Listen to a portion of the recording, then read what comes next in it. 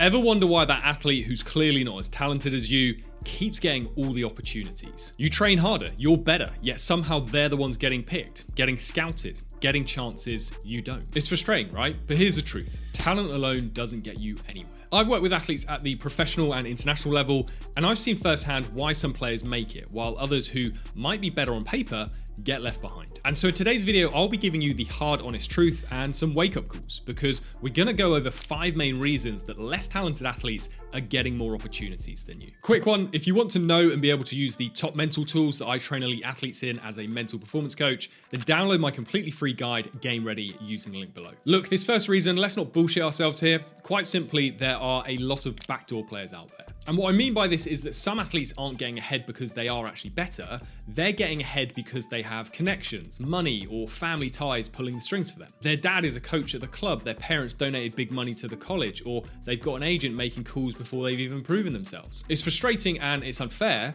but it's also reality. Now, you've got 2 choices. You can sit around complaining about it, or you can accept that the game isn't fair and focus on what you can control. Because while these players might have the shortcut, the truth is most of them don't last unless they actually perform. And that's where you have the advantage, if you're willing to do what they won't. So what do?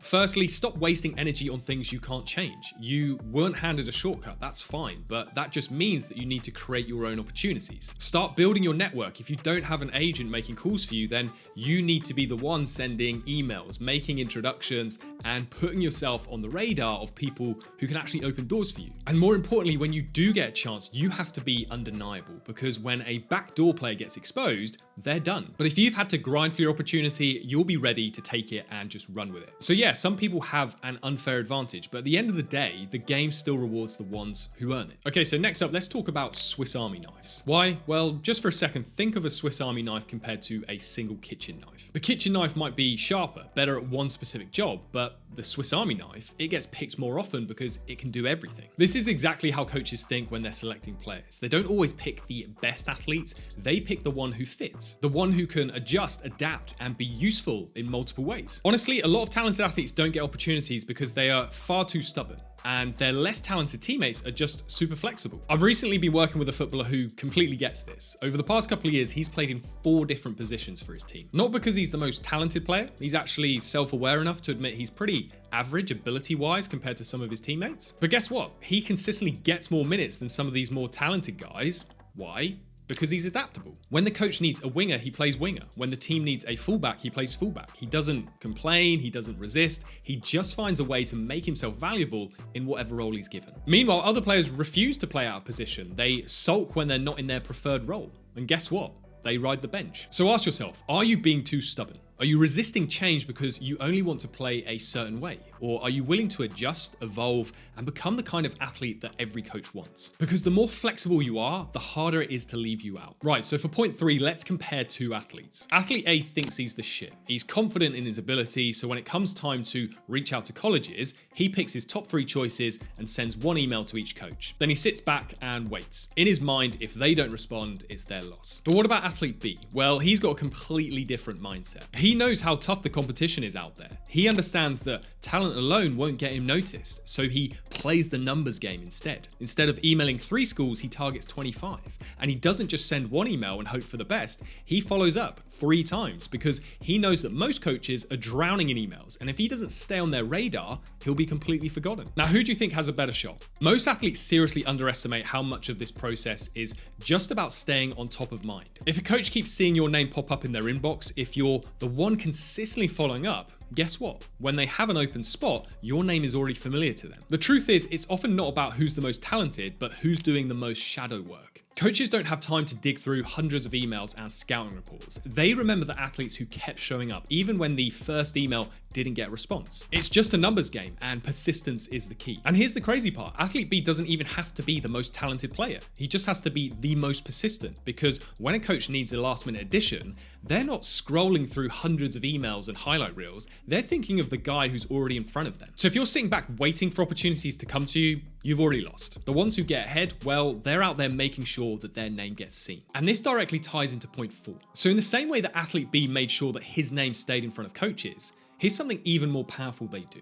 They control their narrative. Most athletes, especially the ones who feel like they deserve opportunities, they don't understand the importance of this. They let others shape their story for them. They wait for the coach to figure them out or for someone else to see their potential. But here's the issue with that. By doing nothing to control how others perceive them, they give up all their power. Think about it. How many times have you seen someone get shot, not because of their skills, but because they're known as a hard worker or a great teammate? These athletes have learned to craft their image and narrative, making sure that the right people know exactly who they are and what they bring to the table. Now compare this to you. How often do you just sit back, hoping that someone will recognize your worth without having to say a single word? Sure, your talent should speak for itself, but in today's world, your actions outside of performance matter just as much. Take athlete B again, for example. They don't just wait for the spotlight, they go out and find it. They're active on social media, they're engaging with coaches and industry figures. They're not just putting up highlight reels, they're sharing their mindset, showing their work ethic, talking about their journey. They're telling their story and not just waiting for someone else to do it. And this doesn't mean being cocky or over the top, it just means being intentional about your image. When people search for your name, what do they find? What's the first impressions that they get? If your narrative isn't clear, someone else will take control of it for you. And it might not be the story that you want to tell. So take the reins, build your own narrative, make sure that the right people know exactly who you are, what you stand for, and why they should take a chance on you. And one of the best ways of achieving this is to also stay available rather than remaining selective. Let's break this down. Athletes who constantly get opportunities are the ones who stay available. They're not picky about when or where they show up. They show up everywhere, even when the opportunity isn't ideal. This is where most athletes fall short. You might be waiting for the perfect chance to prove yourself. You want the big games, the top teams, the high visibility moments. But what often gets overlooked is that the athletes who rise to the top are just the ones who take whatever comes their way, no matter how small or less glamorous the opportunity may seem. And here's the main point. Staying available deep down is all about showing up for the shit. It means being the first to volunteer for a demonstration drill, putting in the work even when you're dropped from the starting lineup, and training with the second team but still bringing 100% energy and focus. It's about being enthusiastic and committed even when no one is watching or when the task seems less important. Think about it. How often do you see someone give their all at every practice, regardless of where they sit on the depth chart? They're not waiting for an opportunity to be handed to them.